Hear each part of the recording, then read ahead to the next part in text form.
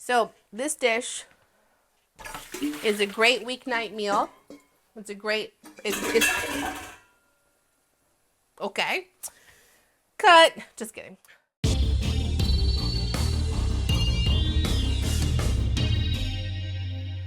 Hey everyone, welcome back to my Earth Friendly Kitchen. I'm Maria, your host, and today we are making a kale and chickpea lemon pasta.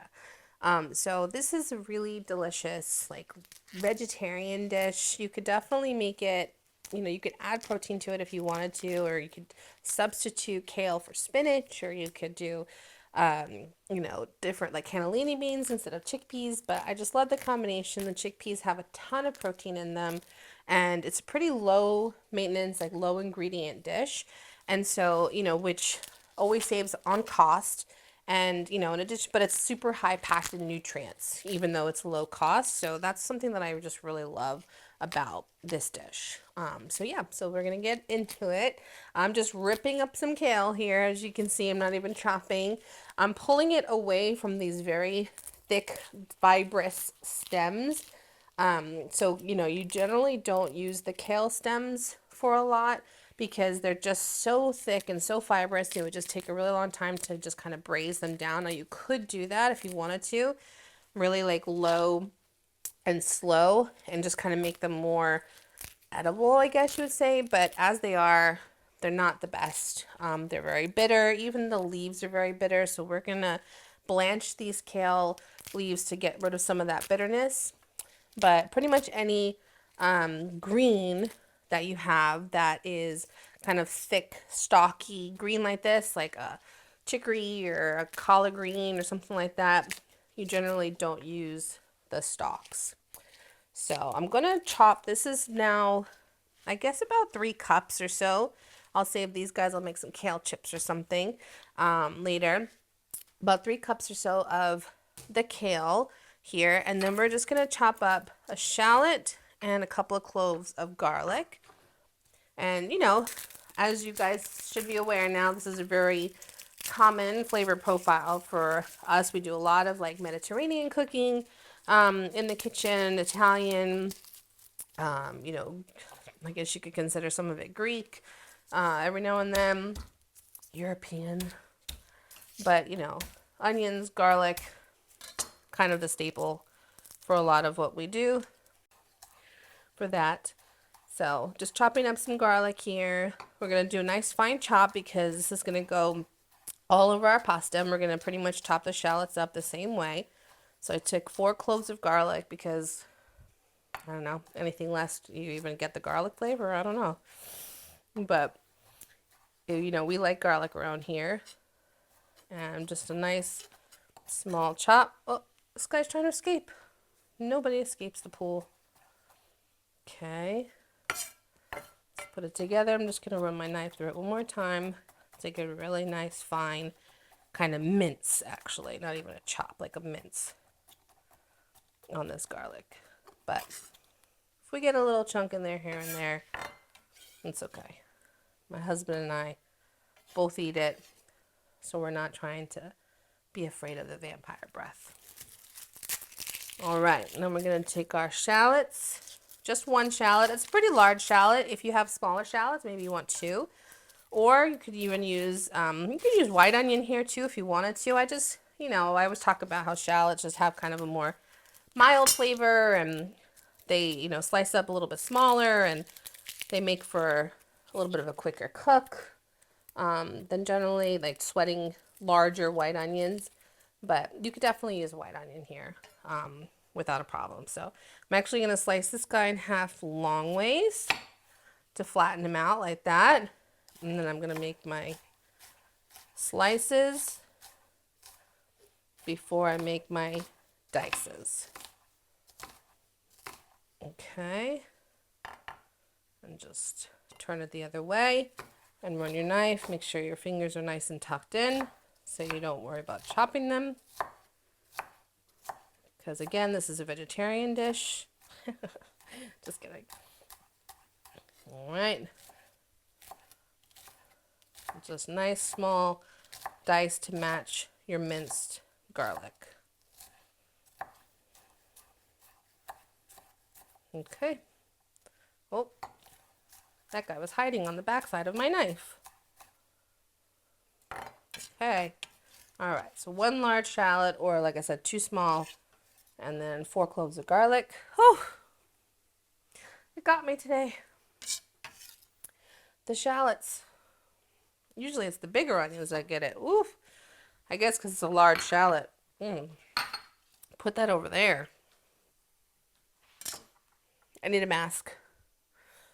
I need to touch up. Don't let the mascara run. All right, and then I'm going to take this lemon, and I'm going to zest it, and just get the top part of the rind. You don't want to get too much of the white part, because that's more bitter. And, you know, that's not what we're trying to go for here. So you just kind of go all around.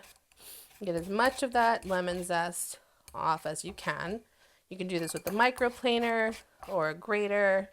Really brightens a dish up if you add it to it, in addition to the acidity that you get from the juice itself. But if you don't have one, it's not that big of a deal. You know, just maybe add more lemon juice instead of the lemon zest. Maybe do 2 lemons instead of 1. So you get a little bit more of that lemon flavor. And then I'm just squeezing this. Oh, this is kind of like a fat lemon. It almost looked like a heart. I don't know if you could see it when it was together. Different than like a regular lemon. It kind of looked like a heart. So it's not going to fit in my juicer. So that's why I'm squeezing my hand today. I'm using my muscles. Oh. Okay. Oh. Just going to wash this through. Just give it a nice scrub. Just, you know, because it's outside. Dirt and whatnot. Okay.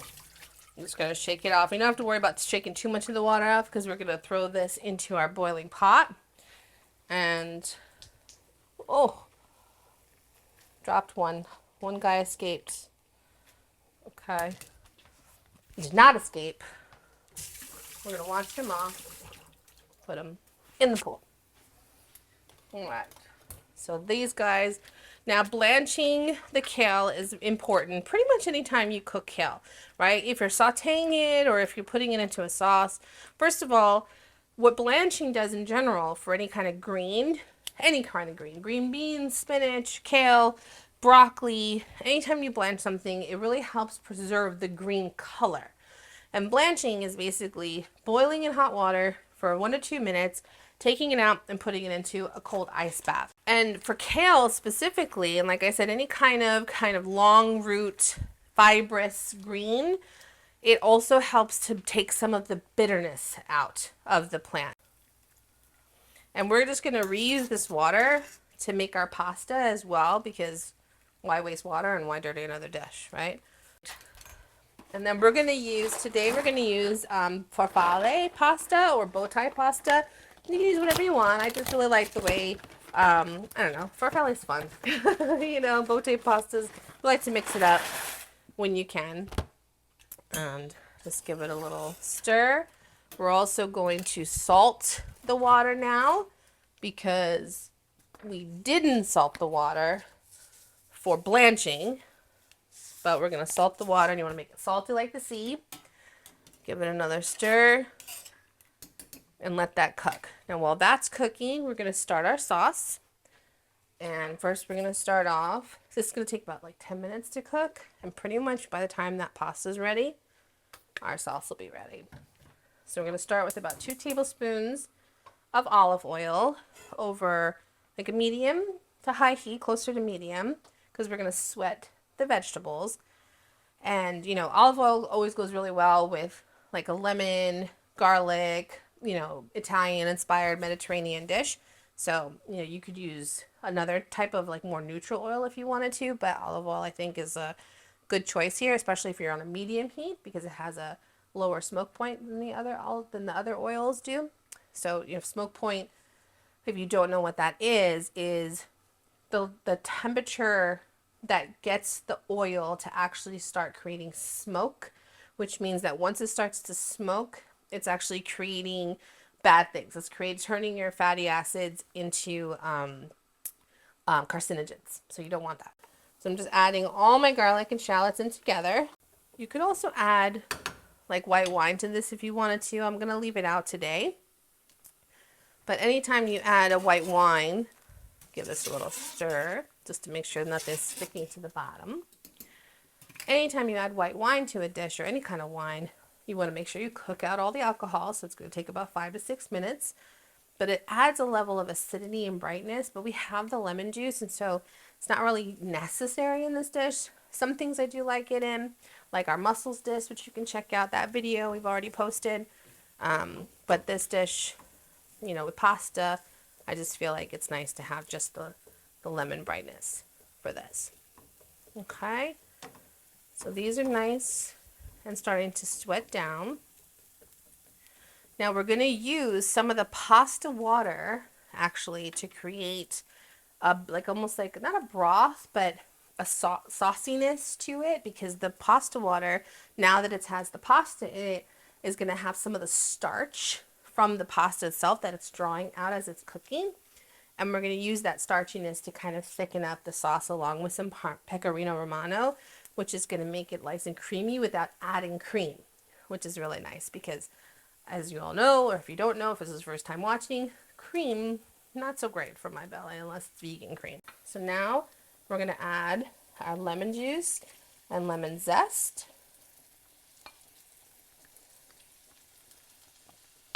And we're going to add our chickpeas.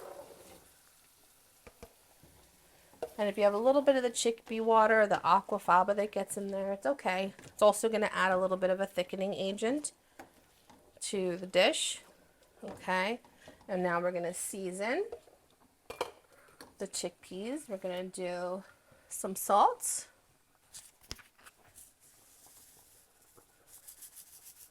About a teaspoon or so. And we're going to do about a teaspoon of onion powder.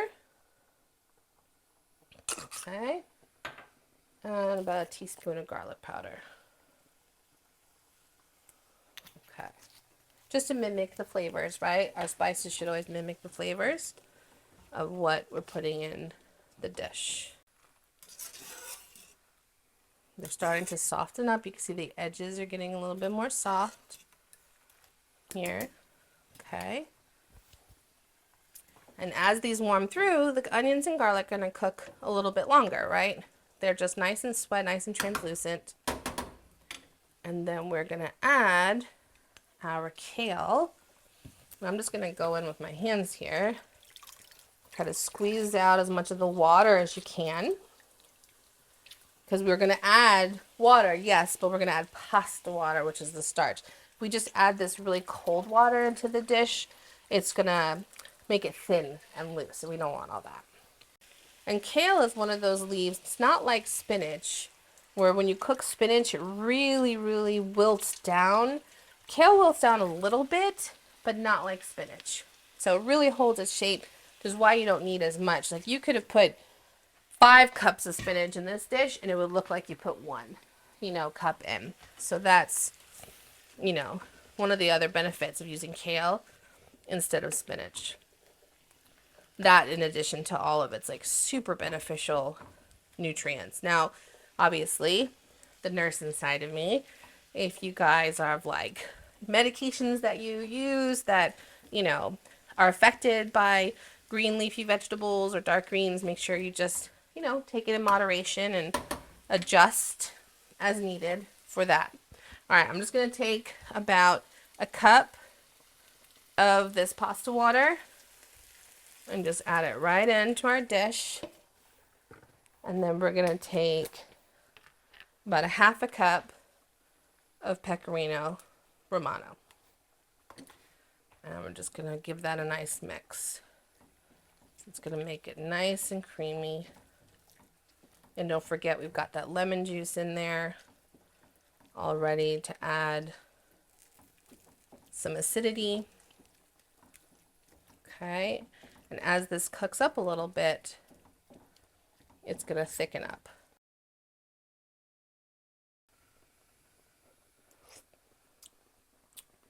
Oh my gosh. The lemon So good. I consider it a pantry meal for the most part. You are adding a couple of fresh ingredients as far as the kale goes, but this entire meal will probably serve 4 to 6 servings at least, depending on how big your bowls are and how much you want to eat for a night. But I would say you could probably get 6 servings out of this, and the cost per serving would be under $2 a serving. I mean, you really can't beat that. You know what I mean? You have 2 cans of beans, 1 box of pasta. Especially if you have a can sale, guys, that's like $3. Like, just, that's it, just $3 for that. Then you have the kale and the onions and the garlic, you know what I mean? But it's super cheap for a nice weekend meal, and you get super dense nutrition, and it's just, it's tasty. It's super tasty and bright.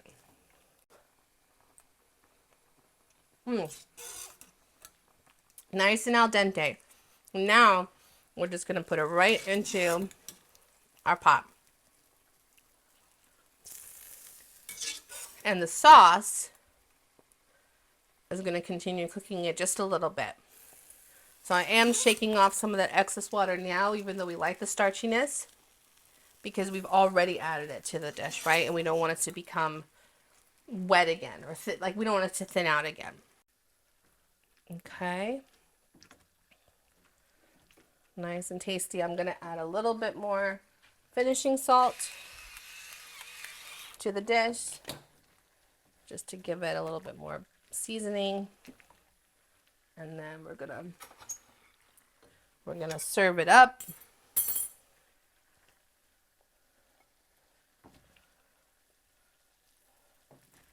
Beautiful. Look at that. So fresh. So nice. And the sauce is just, gosh, you don't even know. It's so lemony. I hope you try this one because it's so bright. It's so flavorful. Get a piece of that kale in there, some chickpeas, and the pasta. Oh my gosh, it's escaping my fork.